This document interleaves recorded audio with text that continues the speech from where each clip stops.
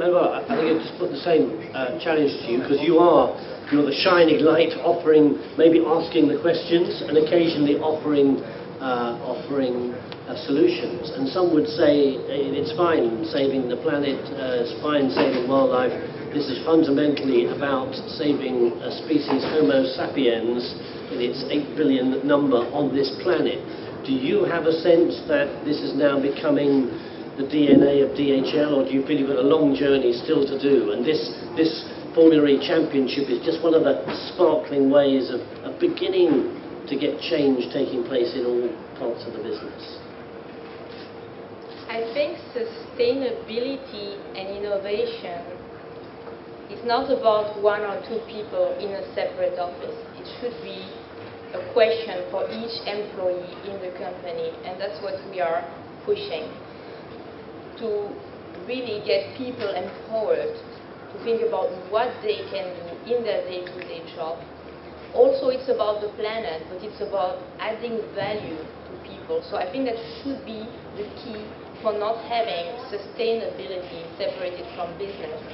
From a company perspective, what is strategic is to have sustainability embedded in sales, because it really enables to connect your business with sustainability and have no disconnection.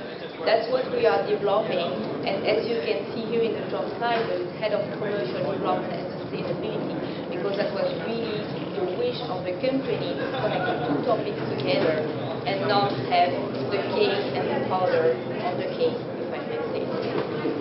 Okay. I want to come back to you, Serge, because Michelin, one of our great global companies, and I'm just interested that there's always innovation and technological development, but in a sense, there's only so far you can go. You can shave another 0.3% efficiency or something or other.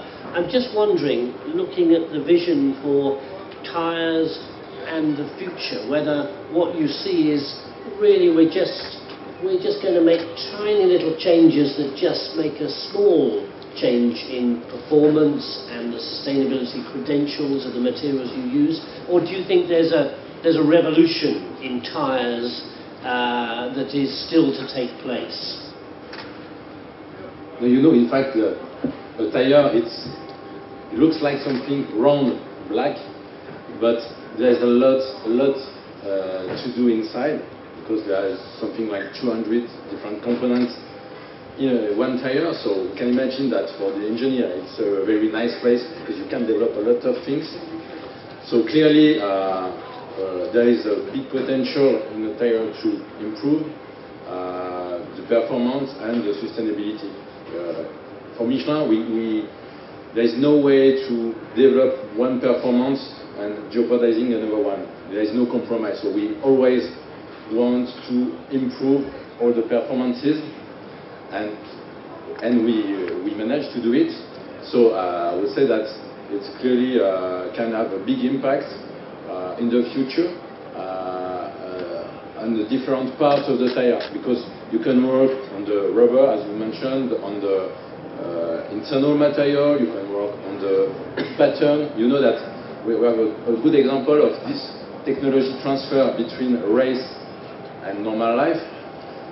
The Pilot Sport 4, which has been launched end of last year, has got a tread pattern which is very similar, quite identical to the Michelin Pilot Sport EV, which is the official Formula E tire. So this link between race and street is real, and there is a lot to learn also for the future. We are using Formula E as a laboratory also to understand some aspects regarding rolling resistance.